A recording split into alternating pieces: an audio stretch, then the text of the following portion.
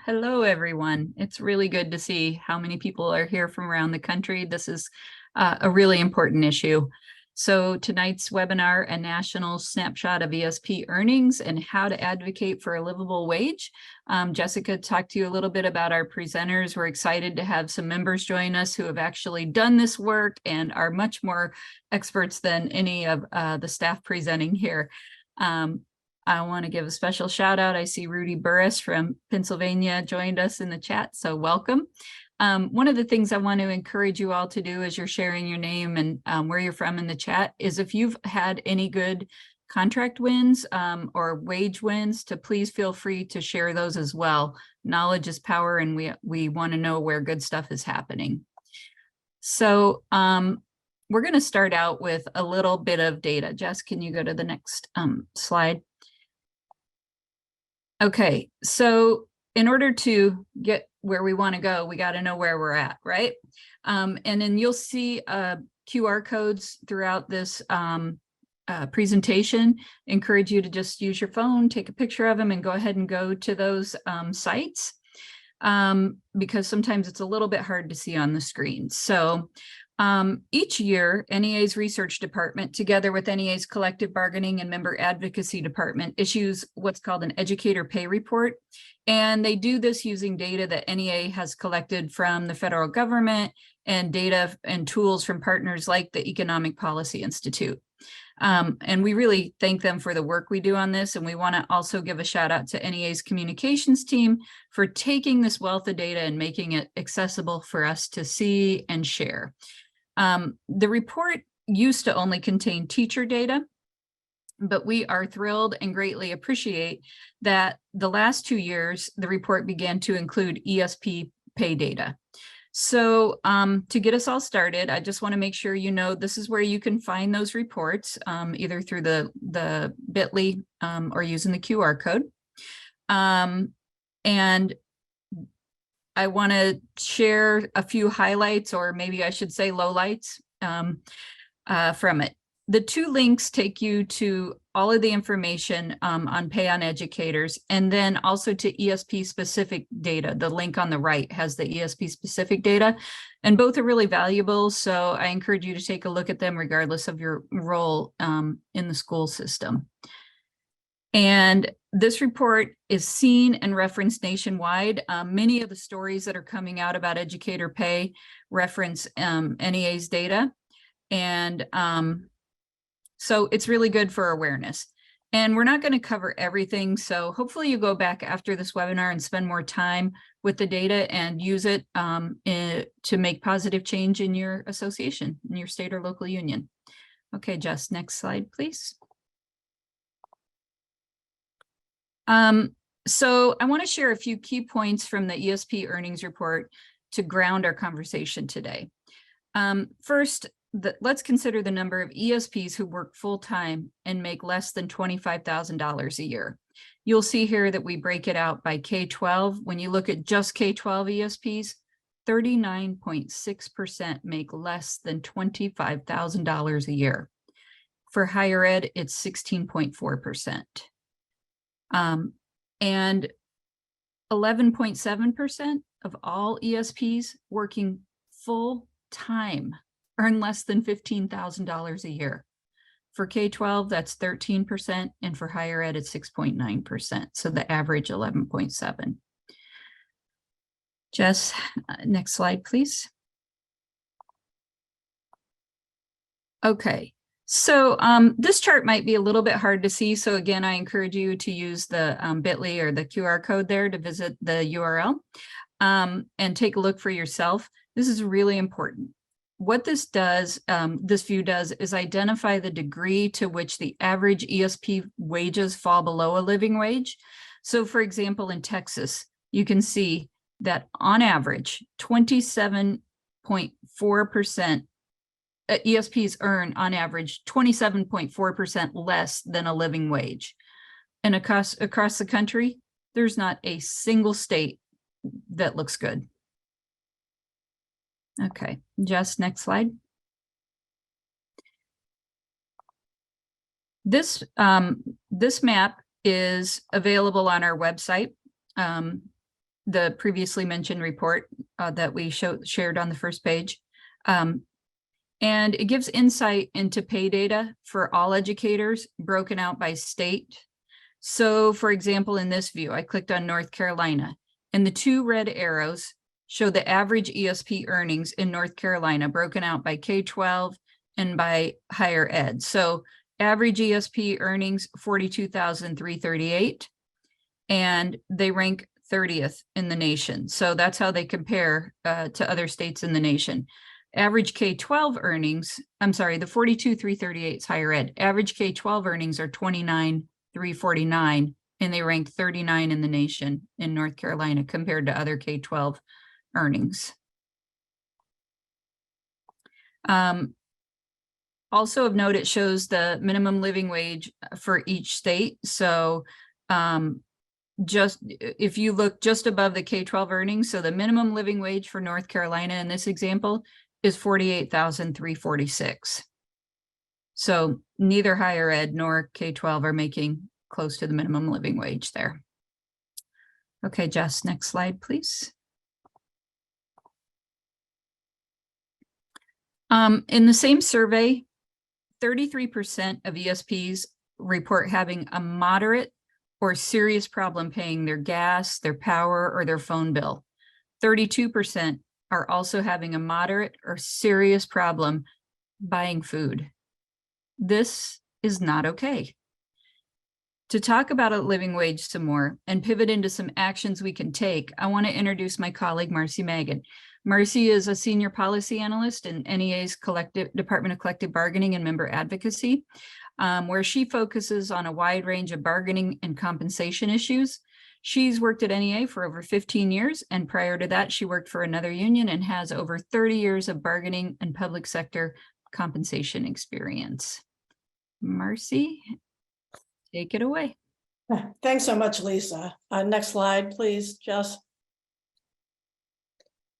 So as we start the conversation, just so everyone's on the same page, I just wanted to have show a quick slide about what we're talking about here.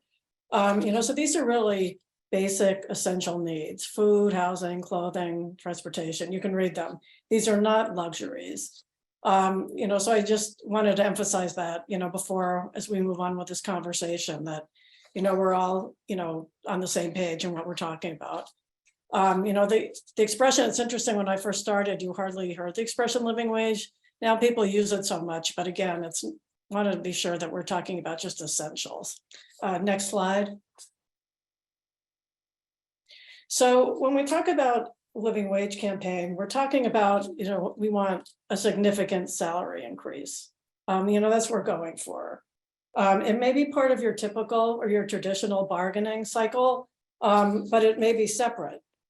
I see that, as I was looking at the chat, there are like a lot of people from states that don't have collective bargaining. It doesn't have to be just a bargaining. It can also be an attempt to get legislation, or just, be pressuring a school board to give higher wages. So it doesn't really matter to a certain degree. You can use these strategies in both bargaining and non-bargaining environments.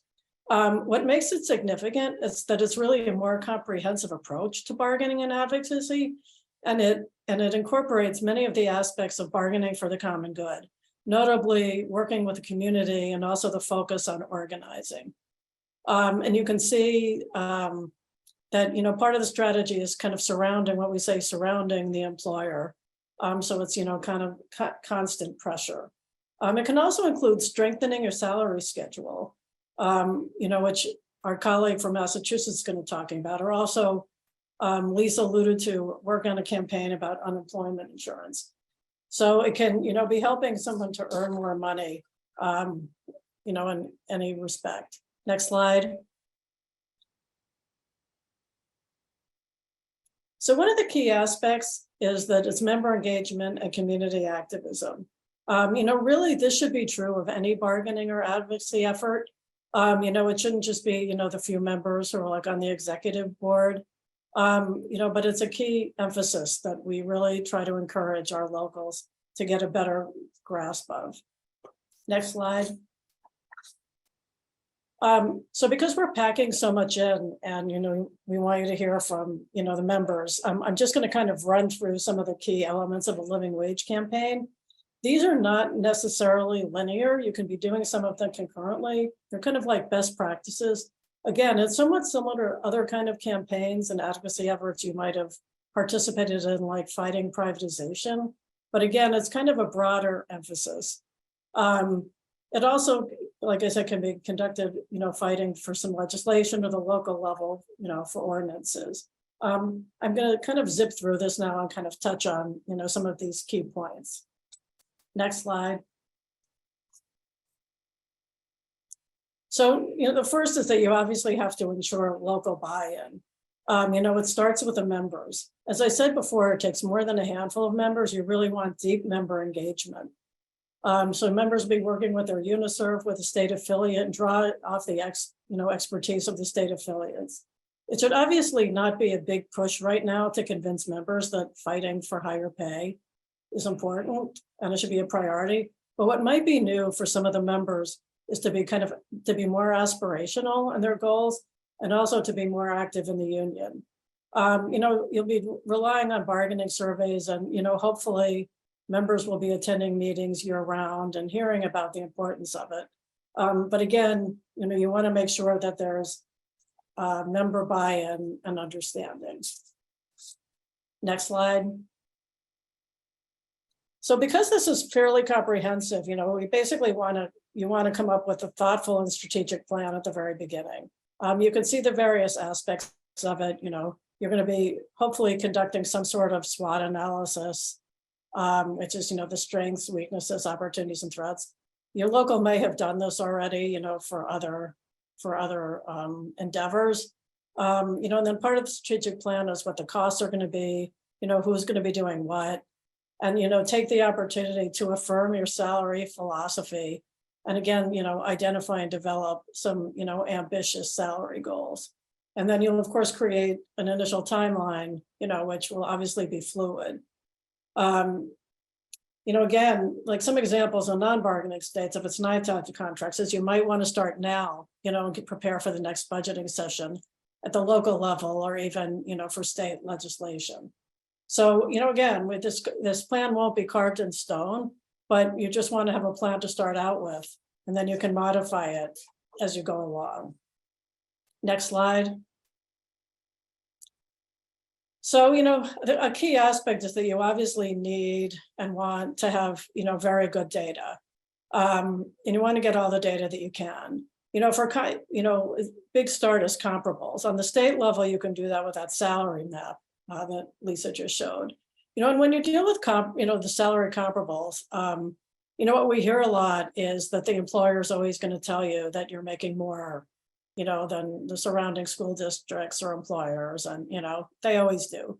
So some arguments may work in your favor, some may not. So that's where you have to kind of get all the data and figure out what works best. Even if you are one of the higher paid, school districts in your area, there's still inflation, there's still the higher, high housing costs, there's still the whole kind of, family budget calculator that Dave's gonna be talking about. I mean, there's the turnover that school districts have to pay. There's always kind of an argument, you can always, I've been doing this for a long time, you sort of need the numbers and then you kind of use them to advocate for your advantage. Given all the shortages that we've all experienced, there's probably hasn't been a better time to make the argument that if your local is getting paid more than some of the neighboring school districts, then it makes your employer, an employer of choice. It's like I said, that's the kind of essence of the living wage argument, is to not stop and just keep going. And you should never forget that the goal is a strong living wage. You don't want to be just, you and your members and your colleagues don't want to be just surviving. And what we hear a lot is, you have to develop strong arguments and don't negotiate with yourself. And that's where I think you have to be aspirational with some of the members who may be somewhat new to this. What we've seen a lot over the years, is our members may be talking to us within, a meeting, and give the employer's argument. Forget that. Don't negotiate with yourself. Just aim high. Next slide. So Dave Camper from EPI is going to be talking about living wage calculator or family budget calculator and some of the other EPI resources.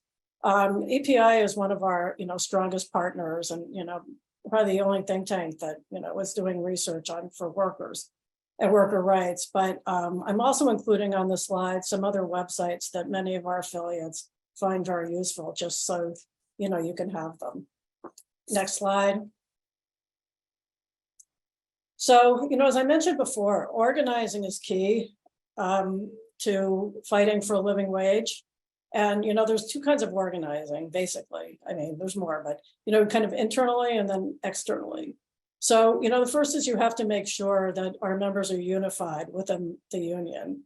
And also, just get the sense of where you work closer with, other local affiliates within the state. It's great if you can get some coordinating bargaining going, so the employer can't really play, your local off others. So it's just a matter of building power, while this is going on. Next slide. On the external organizing, and this is where, living, fighting for living wages is perhaps, a little different than what some of you may have heard about, is that this is really kind of the bargaining for the common good aspect, which really relies on working with community partners and organizing. So it's really important for all the members to try to identify, who their natural allies are. And, we all know that ESPs tend to live in the communities where you work. And that's a significant advantage when it comes to finding allies and fighting for the living wage. Next slide. This is just a visual kind of showing how, the constant pressure on the decision maker. It might be a superintendent, school board, legislators.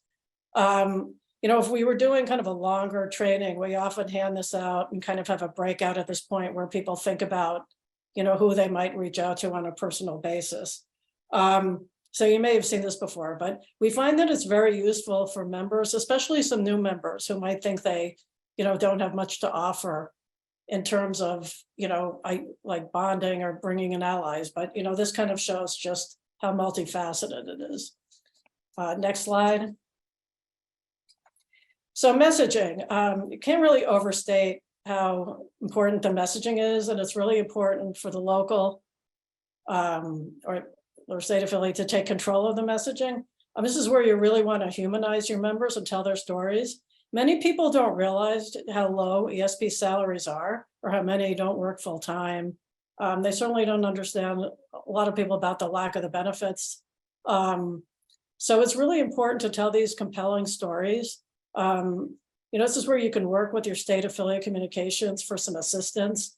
It's also, important to kind of create kind of very pithy kind of messages and media buzz. And I have an example on the next slide. So there you'll just see it's very short and sweet. There's nothing more to say about it, but that's kind of what we mean when when we're talking about kind of a buzz or a theme. Next slide. So then when what we talk about follow through is in many cases this might go on, a living wage campaign might go beyond one session, or it might go beyond bargaining. You don't want to stop. I mean, that again is true of any kind of bargaining or organizing. You don't want to stop organizing after you ratify a contract, and you still want to improve member engagement. So it's just more that this is sort of the point I want to make here, is that's really cyclical, and you don't really want to stop. I mean, we all know, even if you have a really good bargaining contract, you're not going to get everything you wanted, or you have wins at the local or state session. There's still always more to try to make things better. So it just kind of shows that we want to keep going. And then last, next slide. is just to, try to celebrate. There may be some incremental successes, you don't want to let perfection be the enemy of the good, as they say. You may have, say, maybe an salary increase that's phased in over time rather than, a really big one the first year. But you can use this success to organize more members, and get them involved in the next round of bargaining or advocacy effort. I know that I rushed through this. I'm from New Jersey, so I tend to speak pretty quickly anyway, but I know that we have our members telling compelling stories after me. But we work very closely with ESPQ. We can provide, additional assistance on this. We, work on helping principles of salary and shortening the salary schedule. I tend to work, and my colleagues tend to work with UNISERVs or with the state affiliate bargaining coordinators, but we're happy to help, in every way. So I'm gonna turn this back to Lisa, so we can move on. Thanks, Marcy. That was great. And just so everybody knows, we will be sharing this PowerPoint. So you'll have the information, and we will share our contact information at the end so you can reach out to us with questions and ask for help. So the next segment is my favorite part, where we have a member that's going to share his story. It's going to be really hard for me not to go on and on and on about how much I love Saul Ramos. But Saul is a longtime ESP leader and activist who's done it all. He works as a paraeducator in his school. He serves on the NEA board of directors as an at-large director, and he is currently serving as vice president of his local, which is a wall-to-wall local serving both ESPs and teachers. And Saul's going to share a little bit about his local's recent totally incredible bargaining win. Saul, I'm going to turn it over to you. Thank you, Lisa. I really appreciate it. I wanted to start off just by saying to everyone, I apologize if my voice is a little bit off or slurred, but I just found out this week that I have Bell's palsy. So that means the right side of my face is temporarily paralyzed. So I may have to hold up my cheek to speak. So I apologize if you can't hear me very well. So as Lisa said, we just had in my local of Worcester in Massachusetts, one of the biggest contracts we've ever had for our paraeducators. Like to start off, we started off around January of last year, 2022, is when we started forming the team, and then also forming how we would proceed with this contract. One of the first things we did was we decided that we would have a platform for our bargaining. So here in my state affiliate, the Massachusetts Teachers Association, we have what we call the ESP Bill of Rights. It's a great document. I'll share the link so you can directly access it in the chat after I'm done speaking. But it's a great resource, which includes the information on not just what ESPs want, but what we deserve, which include a living wage, healthcare, and so forth. So that was our platform. The first thing we did was we had it endorsed by our local and several other locals in the area. And then we presented it also to the school committee here as basically our platform. As I said, this started about 17 months ago, and we just ratified our contract this past month. But during that time, it wasn't quite, as easy. We've always taken 0%, 1%, or the highest, I believe, was a 2% raise at our local. And we had just said, you know what, we can't do this anymore. We have too many ESPs, too many of our paraeducators who qualify for government assistance. We have too many who are struggling with second and third jobs.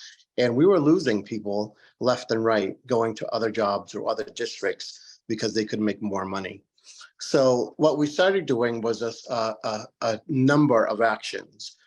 We started with smaller actions, such as wearing a button that said contracts for all, because we teamed up with our teachers to make sure that we were all supporting each other during this as we were negotiating together and at the same time. We started with social media posts, specifically for all units, but especially for our ESPs. We had testimonies before our school committee.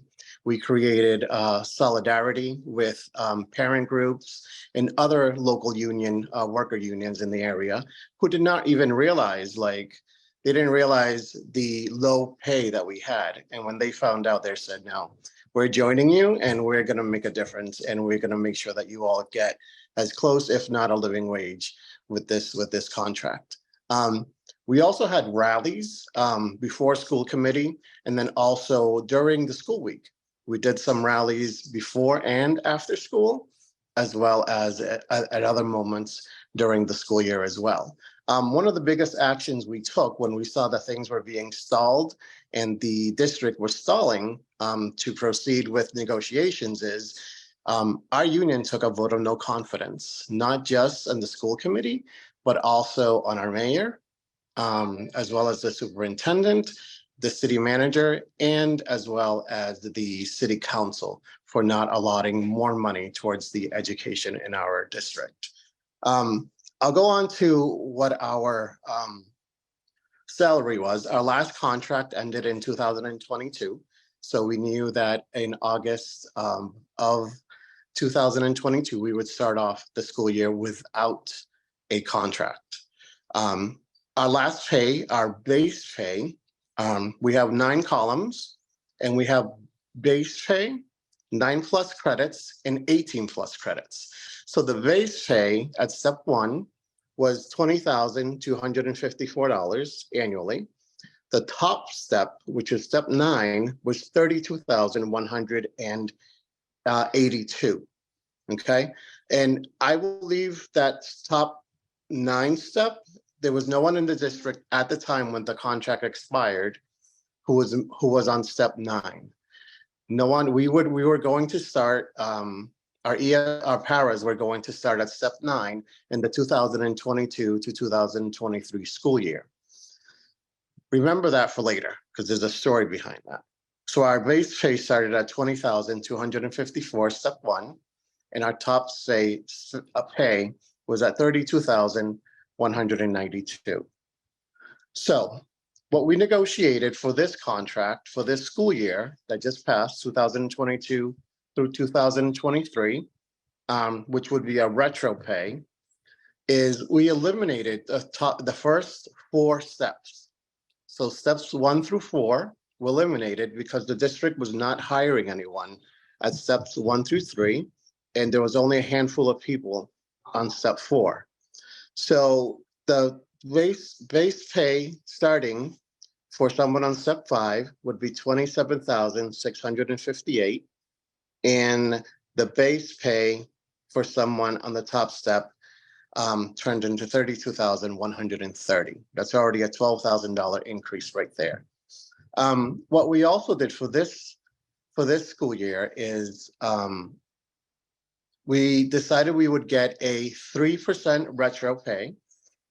Everyone would get 3% retro. We also created some new columns. So we were only getting paid for 9+ credits and 18+ credits. So we added columns for an associate's, for anyone who would have a bachelor's, and anyone who would have a master's. And that was the difference of anyone who has an associate's would be an extra $1,500 annually. Bachelor's would be an extra $2,000 annually, and master's would be an extra $2,500 annually. This year, because it's retro, what we decided to do is that everyone would just get that in a lump sum now at the end of the year, along with the retro, to make it easier, so that way they wouldn't have to calculate and it would take longer.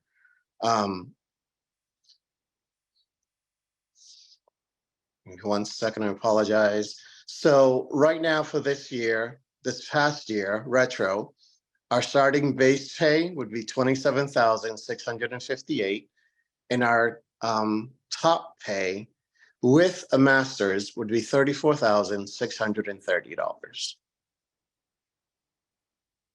We also did, because of the low increase that the district has given us over the past several years, we were able to get a one-time payment of $1,600 for every paraeducator. That's $1,600. That does not go into the pay scale continuing forward, but it is an extra $1,600 that we will be getting.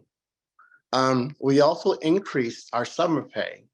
So for summer, our para educators were making $17.50 an hour. We brought it up to $30 an hour for summer pay. And we also increased a 6 hours of meeting time, which is separate, from $105 to $205. Now, let's move forward to 2023-2024 school year, which will be next year. So as you recall, I said earlier, there was no one on step 9. Anyone who had been working for the district for, let's say, over 10 years, we were all on step 8, right? The district last year started hiring people at step 9. So for example, all of us who had been there in the system for over 10 years, myself for over 20, were asked to hire new individuals that were coming in who are making thousands more than we were.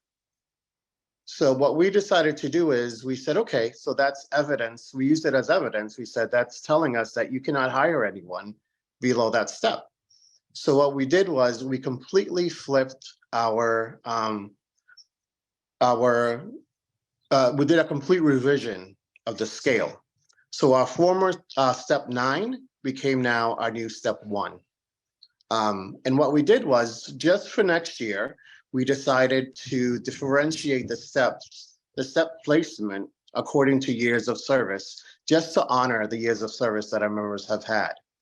So for example, next year, new hires, anyone who is a new hire, their base pay will start at $33,094. If they have a bachelor's, they will start at $35,094. Anyone with 1 to 4 years of complete service in the system, the base pay will be $33,922. With a bachelor's, which is the group the majority of our members have, will be at $35,922. 5 to 10 years, which is step 3, base pay of $34,770. With a bachelor's, $36,770. Anyone with 11 to 19 years of service will be on new step 4, which base pay is $35,639. With a bachelor's, it will be at $37,639 annually. And anyone with 20 plus years of service will be on the new step 5. Base pay will be $36,630. And anyone with a bachelor's will be at $38,530. As of right now, no one will be on step 6 because we wanted to have an extra step for the next few years. There is also a 2.5% difference between the steps. And then one of the other, so our annual salaries now will range next year starting from $33,094 to $39,943. What we also did was we were able to, for the first time, get stipends for certain key areas. So for example, $1,000 annual stipend for anyone who works in a separate assignment, anyone who works as a bilingual paraeducator, and anyone who works in an alternative school assignment. The interesting thing about the bilingual part is that the district really wasn't budging on that. And what we did was we created an action during one of our rallies. When we went to testify before school committee, there's probably about 5 or 6 of us who went. And what we decided to do was present what we were going to say in different languages, right? So the first thing we did was the person that came up said, well, we've come here to testify many times before, and it seems you all don't understand what we're saying in English, so now we're going to use our languages. I produced the document and everything that we were going to say. I presented it to the school committee in Braille. I work with visually impaired students, so I printed each one of them a copy in Braille. I wish you could all have seen their faces when they received it, because they were like, what is this? I'm like, it's in Braille, it's a document. They're like, how will we read it? And we were like, well, You'll find out once we speak. So we had people speak in Spanish, in Portuguese, Armenian.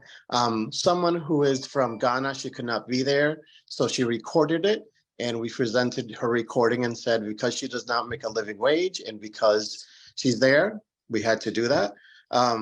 And we also did it in sign language. And then I'll move on really quickly for the year 2024-25. We also did another 3% increase on the base. So salary will range from $34,000 to $41,000 a year. Summer pay will increase from $30 to $35 an hour. And then the last year of our contract, which is the 2025 to 26, we were able to get a 3.5% increase on the base, which would be our salary would range from $35,000 to $42,000 a year, depending on the step that you're on.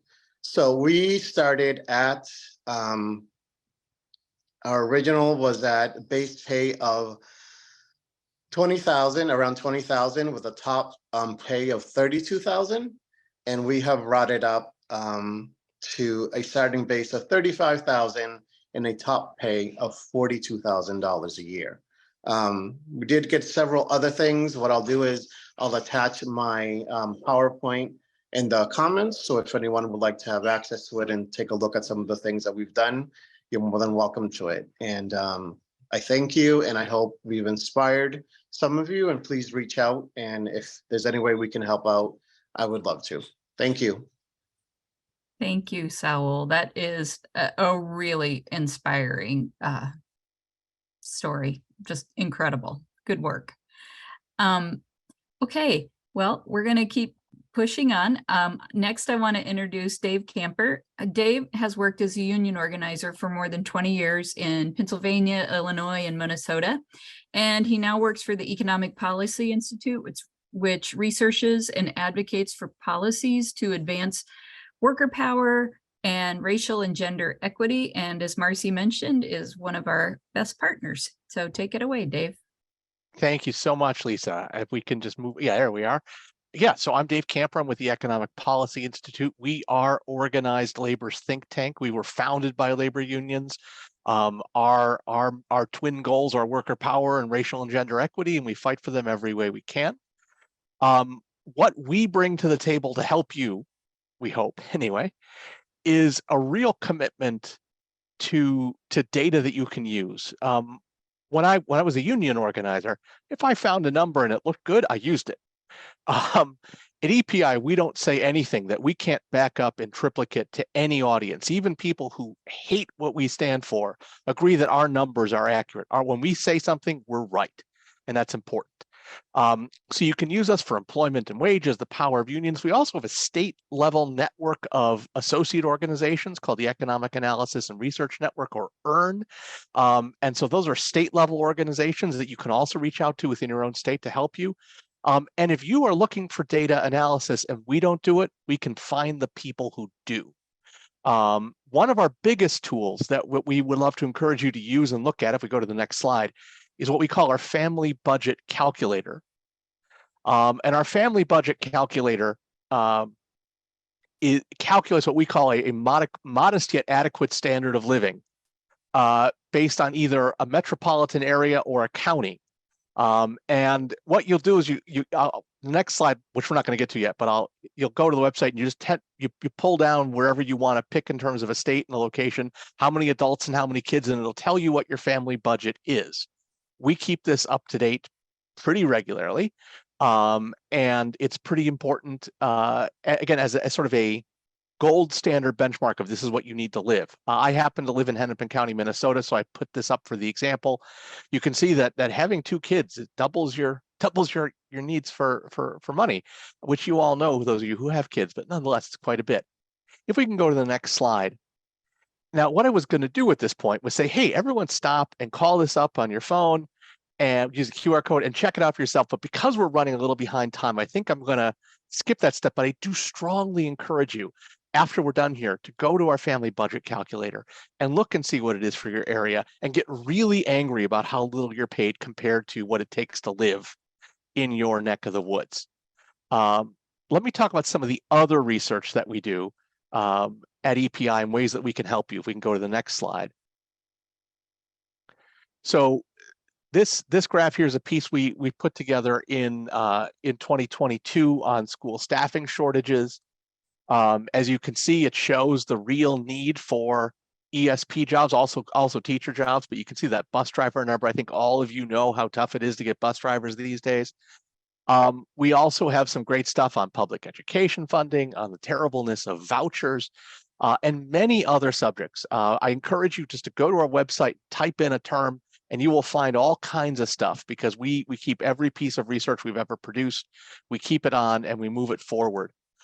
One of the things we did in the last couple of years that I'm most proud of, because we just won on it, and I happen to live in Minnesota, if we go to the next slide, is the research we did to help support the campaign for summer unemployment insurance for ESPs. Now, I want to stress that the organizing is what won this, right? I'm going to take a victory lap because I'm proud of what we did, but the organizing won. But what we did is we created the data that underlay the argument.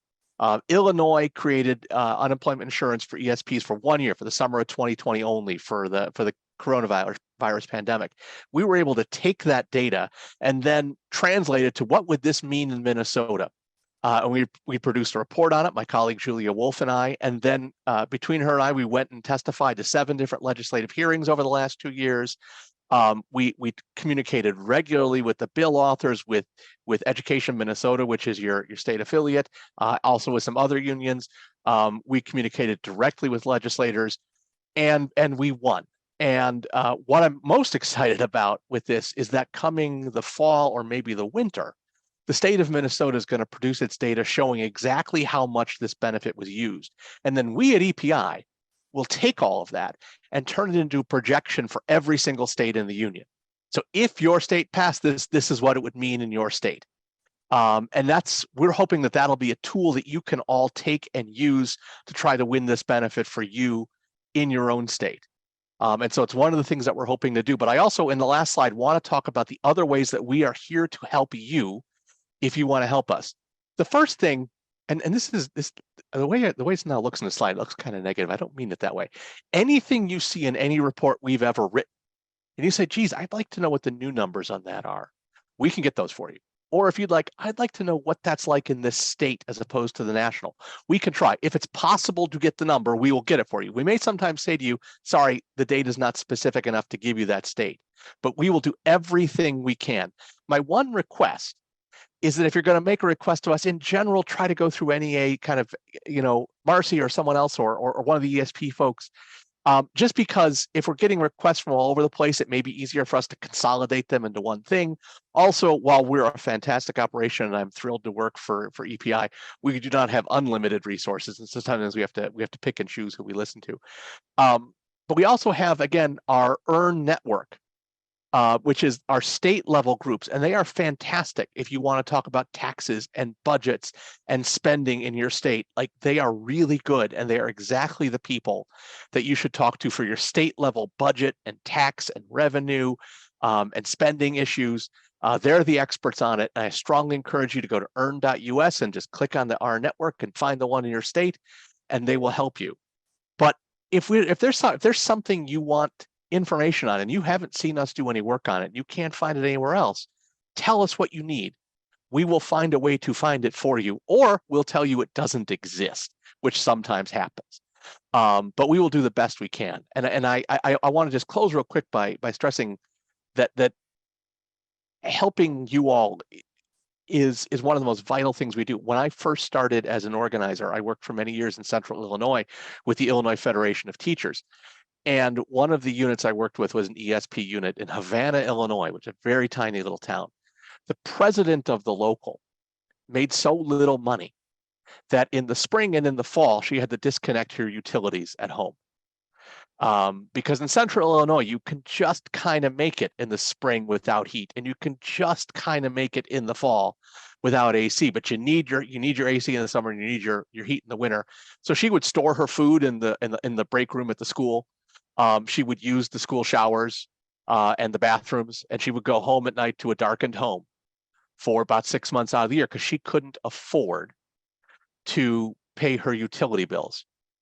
I don't want any ESP to ever have to deal with that again. And we want to help you any way we can to get your fight to make that happen. So it's a real honor to speak to you all. You're all on the front lines, and I'm thrilled to have a chance to address you today. I'll pass it back to Lisa. Thanks, Dave. Great information, and thank you so much for being here and for sharing a little bit more about EPI and the tools you have. Data is so important to our fight. Next, we're going to have a couple guests. I'm not sure if Katina is here or not, but I know Bill Schwant is here. They're going to share a little bit about their win in Minnesota. Dave touched on it briefly about winning unemployment for the summer for ESPs. Bill is president of the Bloomington Federation of Paraprofessionals, and Katina is president, an ESP chapter president for the Minneapolis Federation of Teachers. So I'll give it over to you. Thanks, Lisa. I'm Bill Schwant. I'm, as I was introduced, the president of the Bloomington Federation of Paraprofessionals. So I agree with a lot of what was said about organizing around local contracts. We do quite a bit that ourselves, but there are times where local contracts just don't quite make it to where we need them to go. And that's where we turn to the legislation that we recently got passed in the Minnesota legislature, and the governor signed into law, and that gives unemployment insurance to all hourly school staff, ESPs, in K-12 schools, but it also incorporates all the certified college staff also. So if you're a groundskeeper at the University of Minnesota, or you work in the food service at the University of Minnesota, you're also eligible. What went into effect on May 28th of this year, and just to kind of give you a timeline, the governor actually signed the bill about 5 days before it went into effect. The priority was to make sure that it went into effect for this summer specifically. And what it does is it allows for all school staff during the summer to collect unemployment. The concerns that we heard from some of our administrative folk was that nobody would ever work summer school again. And if you choose to work summer school, that's great. What unemployment will do is we'll give you a top off. So in Minnesota, our summer school typically is about 16 hours a week for 4 weeks during the summer. Definitely not enough to make ends meet. And so during those 4 weeks, your unemployment will be less, but you'll get something to kind of bring you closer to what you make during the school year. The process that's gone on, and granted, I've only been involved with this for the last 2 or 3 years. The history that I was given on this is that this has been a 20-year fight in Minnesota. And it takes, the courage of finding those legislators who are willing to write the bills, bring them up for votes, and then once they end their term, you have to find the next legislator. We did a lot of stuff statewide, and it wasn't just Education Minnesota. We worked with SEIU, AFSCME, the Teamsters, the AFL-CIO was firmly behind us, and we continue to push year after year after year. Last year, we thought we were very close. I remember doing a press conference in the morning in the basement of the Capitol, talking about, we just need to get this pushed across the finish line. And an 11th hour deal kind of killed it in favor of putting more money into a program that we had for frontline workers that worked during the pandemic. So we still, as school staff, were eligible for that and still benefited from that. But that meant this year we went right back to the table. I remember listening to Dave as I was sitting waiting to testify in committee. And I testified in committee probably 2 or 3 times this year in both the House and the Senate. I know Katina also did testify, and we had a number of people that testified from across the state. And so it was a huge opportunity for us to teach people what ESP jobs are. The fact that without ESPs, schools don't run. Kids don't get to school. They don't get a meal. They don't have the specialized help in the classroom. They don't have the secretaries or clerical staff there to answer phones when parents call. And so it was a huge undertaking, and you know, it's going to not solve all the world's problems, but it does help weather the storm a little bit until we can get better contracts, get better policies in place, get more funding from the state. One of the reasons why this year was the year to get it done was we had the trifecta in Minnesota. We maintained Democrat control in the House. We flipped the Senate to be Democrat controlled.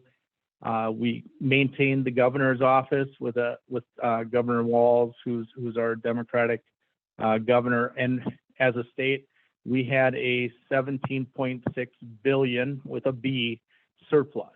And so there was money to be spent. And overall for public education, $2.2 billion increased for the next 2 years for public education, which is huge. So, you know, that's kind of our big story. We're the first state in the country to have this extensive unemployment insurance opportunity. And if Katina's on, she can add what her input is. Otherwise, I'll just kick it back to Lisa. Thank you so much, Bill. You talked about some really important things in there, especially about elections mattering, showing up to testifying, organizing, and that this was not something that happened overnight. So thank you for showing up and for sharing. Appreciate your time. It's a great victory, and we hope that it spreads. So Jess, we're going to go to the next slide. Just real quick, this is the contact information of the folks who shared with you. I know we're all willing to talk to you all offline and help. I see a lot of activity in the chat saying, I want to know more, I want to know more, and we will definitely share this PowerPoint as well. So we have 2 questions just in the Q&A. You can go to the next slide. The first one is probably a question that a lot of people have had. How do you get your local president to have meetings with members and get away from only having the executives do everything? You can't control other people. And I'll let our members who are on the call here, presenters weigh in, but a lot of times people get in the habit of doing everything when members don't show up. I think it's really important to have a wide range of activities that people can volunteer for, and understand what it is that they like to do, what they're good at. You know, sometimes you have leaders who are gatekeepers and who don't want to let members do stuff, but when we say union, it's not the people at the top. It is the rank and file membership that moves a dial. Saul or Bill, do you want to add anything to that?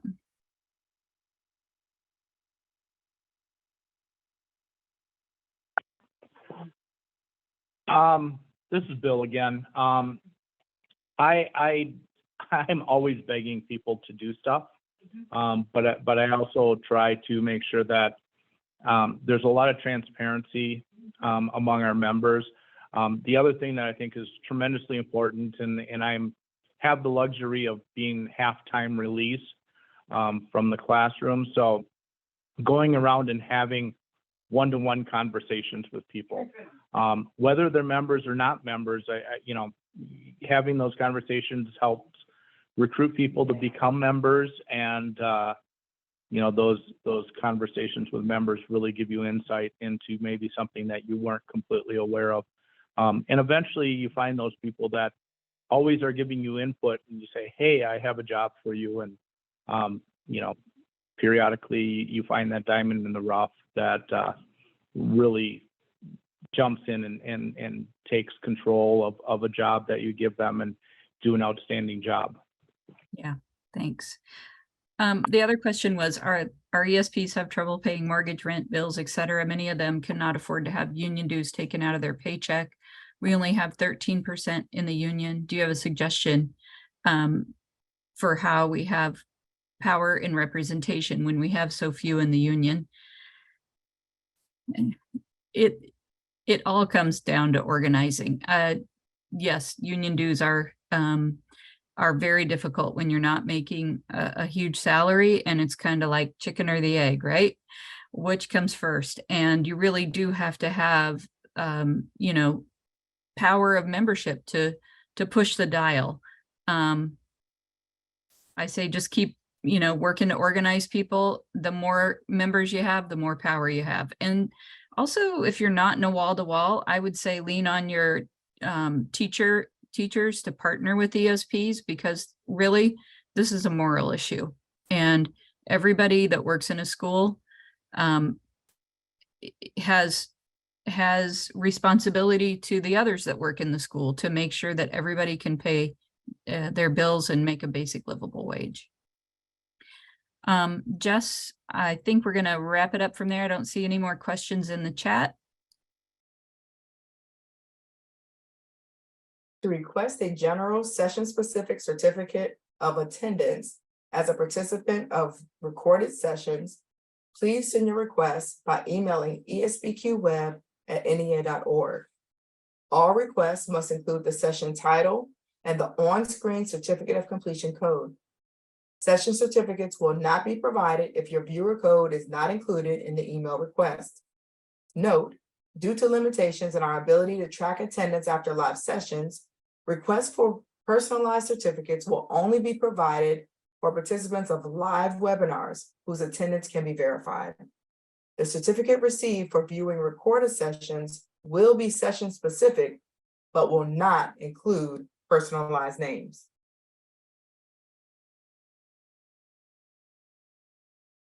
On behalf of the Center for Professional Excellence in Student Learning's NEA ESP Quality Department, I would like to once again thank our presenters and guest speakers for joining us this evening, and thank you all for your participation.